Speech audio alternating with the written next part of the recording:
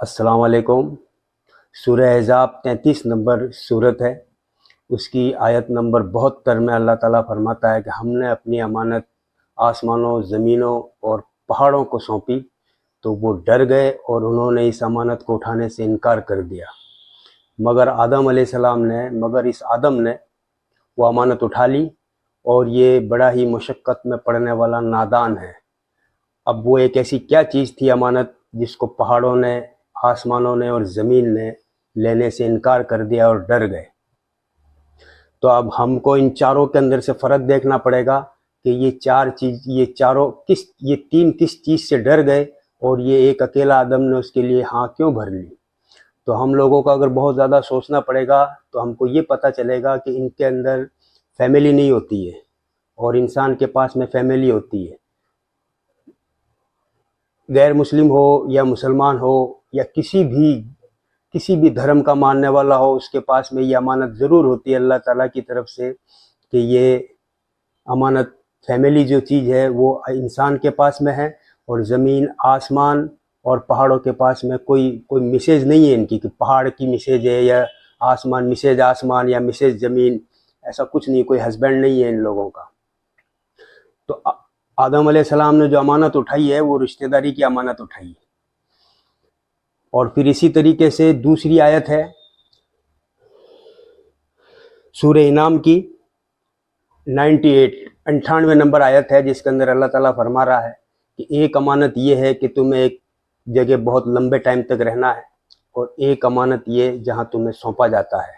تو عالموں نے اس کا یہ مطلب نکالا کہ یا تو ہم ماں کے پیٹ میں رہتے ہیں، وہ امانت ہے، ماں کے لمبے ٹائم تک رہنے کا 9 مہینے رہتا ہے، وہ لمبے ٹائم تو وہ زندگی میں جی لیتا ہے، قیامت مرنے کے بعد میں قیامت تک کے لیے رہتا ہے، وہ بھی ایک لمبا ٹائم ہو جاتا ہے، مگر اس کی آیت کا صحیح طریقے سے نہیں نکلا۔ اس آیت کو اچھی طرح سے سمجھنے سے ہم کو یہ پتہ چلے گا کہ ایک امانت جہاں تم رہتے ہو اور ایک امانت جہاں تمہیں سونپا جائے گا۔ تو ایک امانت اللہ تعالیٰ نے رکھی ہے کہ جہاں تم رہتے ہو، رہتے کہاں ہیں ہم لوگ؟ گھروں میں رہتے ہیں، اور گھروں کے آس پاس میں کون ہوتا ہے؟ پڑوسی ہوتا ہے، اور گھر کے اندر ماں باپ، بہن بھائی، یہ سب چیزیں ہوتی ہیں۔ تو اللہ تعالیٰ کی یہی امانت ہے، جہاں تم رہتے ہو وہاں پہ ایک امانت رکھی ہے میں نے، اور ایک امانت میں نے جہاں تمہیں سونپے جاتے ہو۔ اب جہاں رکھی ہے وہاں ماں باپ ہے، ماں باپ کی بہت ساری والی حدیثیں ہیں جو آپ پڑھو گے یا آپ نے سنا ہی ہوگا کہ ماں باپ کے حق ادا کرنے سے یہ امانت ادا ہوتی ہے۔ اور پڑوس کے اوپر تو حضور صلی اللہ تعالیٰ علیہ وسلم نے یہاں تک فرمایا ہے کہ جس نے پڑوسی سے جھگڑا کیا اس نے مجھ سے جھگڑا کیا، اور جس نے مجھ سے جھگڑا کیا اس نے اللہ تعالیٰ سے جھگڑا کیا۔ جبرائیل علیہ السلام حضور صلی اللہ تعالیٰ علیہ وسلم کو پڑوسی کے بارے میں اتنی تاکید کیا کرتے تھے کہ آپ صلی اللہ علیہ وسلم یہ خوف آنے لگ گیا آپ کو کہ کہیں پڑوسی کا حقدار ہونے کا حکم نہ آ جائے۔ یہ بھی پڑوس ہونا بھی ایک امانت ہے۔ جہاں تم رہتے ہو وہاں پہ اللہ تعالیٰ نے ایک امانت رکھی ہے جو آدم علیہ السلام نے اٹھا لی۔ اب جہاں تم سونپے جاتے ہو، اب سونپے ہم کہاں جاتے ہیں؟ شادی کے بعد سسرال میں سونپے جاتے ہیں۔ تو لڑکی کو اپنے سسرال میں سونپا جاتا ہے اور لڑکے کو اپنے سسرال میں سونپا جاتا ہے۔ اب لڑکی اگر سسرال میں آئی ہے تو اب اس کی امانت یہ سسرال ہو گیا ہے، کیونکہ ایک آیت اور بھی ہے قرآن شریف کے اندر کہ ہم نے تمہیں سسرال دیا، آدمی اور مرد دونوں کے لیے ہی وہ آیت ہے، نمبر لکھا ہوا آ جائے گا اوپر۔ اور اب وہ عورت لڑکی جب اپنے سسرال آتی ہے تو ساس، سسر، دیرانی ہو یا جیٹھانی ہو، دیور ہو، وہ سب اس کی امانتیں ہیں، ان کی اولادیں ان کی امانتیں ہیں، نند ہو، ان سب کی امانتیں وہ نبھائے گی۔ اگر وہ نہ نبھاتی ہے تو وہ امانت ادا نہیں کر پائی۔ ٹھیک اسی طریقے سے وہ جو لڑکا ہے اس کی جب نکاح ہوتی ہے تو وہ بھی سسرال والے رشتہ داروں سے جوڑا جاتا ہے، تو وہ بھی اس کی ایک امانت ہے۔ وہاں پہ سالی ہے، سلحج ہے، سالہ ہے، ساس ہے، سسر ہے، بہت سارے والے رشتے بنتے ہیں وہاں پہ بھی، تو ان کو بھی اس لڑکے کو نبھانا ہے۔ یہ نہیں سمجھنا ہے کہ میں تو لڑکے والا ہوں، میری شان اوپر ہے، میں فلاں ہوں، یہ سب چیزیں نہیں چلے گی۔ یہ امانت وہ بھی نہیں نبھا پائے گا اگر وہ اس ایگو میں رہے گا اور اس تکبر اور گھمنڈ میں رہے گا کہ میں لڑکا ہوں یا داماد ہوں، یہ بھی امانت خارج ہو جاتی ہے اس کی طرف سے۔ تو آدم علیہ السلام کو جب پتلا بنایا گیا اس وقت کے اندر جان پھونک دی گئی، اس وقت کے اندر اللہ تعالیٰ نے فرشتوں کے سامنے کچھ نام پیش کیے کہ بتاؤ یہ کیا چیز ہے. تو فرشتوں نے بولا یا اللہ تعالیٰ ہم تو وہی جانتے ہیں جتنا تو نے ہمیں علم دیا ہے، ہم اس کے علاوہ اور کیا جانتے ہیں، کیونکہ فرشتے صرف عبادت ہی کرتے ہیں. کوئی کسی تسبیح میں لگا ہوا ہے، کوئی کسی تسبیح میں لگا ہوا، کوئی سجدے میں ہے، کوئی رکوع میں ہے، ان لوگوں کو ان چیزوں کا پتہ نہیں ہے جو نام اللہ تعالیٰ نے رکھے تھے. پھر آدم کو بولا یا آدم کو وہ سارے نام سکھا دیے اللہ نے، اور پھر آدم علیہ السلام کو بولا کہ آدم ان فرشتوں کو وہ نام سنا دے، تو وہ سارے نام گنا دیے. اب آپ بتائیے، آپ خود سوچئے کہ فرشتوں کے پاس میں کیا آدم علیہ السلام سے کم علم ہے؟ وہ بہت کچھ جانتے ہیں. انہوں نے زمین بنتے ہوئے دیکھی ہے، اللہ کے سامنے آسمان بنتے ہوئے دیکھے ہیں، اللہ کے وہ کارندے ہیں، نوکر ہیں، ان کے حکم کے ساتھ میں وہ کام کرتے ہیں. مگر کیا وہ نام نہیں جانتے؟ وہ اس لیے نہیں جانتے ہیں کہ ان کے پاس میں فیملی نہیں ہے، ان کو امانت ملی نہیں. آدم علیہ السلام نے وہ نام گنائے تھے کہ ماں ہے، باپ ہے، بہن ہے، بھائی ہے، اور ساس سسر ہے، بہویں ہیں، داماد ہیں، اور پڑوسی ہے. یہ وہ نام رہے ہوں گے، یہ کوئی کسی عالم نے اس کی ڈکلیئر نہیں کی ہے. مگر وہ آپ خود سوچئے کہ ایک انسان اور فرشتوں کے بیچ میں فرق کیا ہے؟ ایک انسان، آسمان زمین اور پہاڑوں کے بیچ میں فرق کیا ہے؟ وہ فرق صرف یہی ہے، رشتہ داری.